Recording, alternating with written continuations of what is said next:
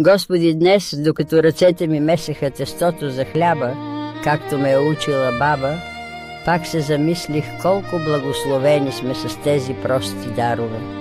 Помня пазара в неделя, дъхът на пресен копър, пъстротата на чушки и домати, шепота на жените, които разменяха рецепти и тайни молитви към свети Харалампи за здраве на дома, на зазоряване, когато слагам гювеча във урната, тихо шепна молитва към света Богородица: пази ни, майко, дай ни мир и топлина край трапезата.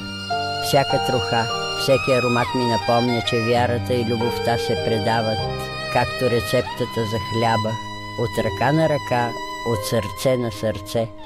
Колко малко ни трябва, за да сме щастливи, Боже! Благодаря Ти за домашната благословия и за светците, които бдят над нас. Дай ни здраве и още дни, в които да споделям обич и хляб. Амин.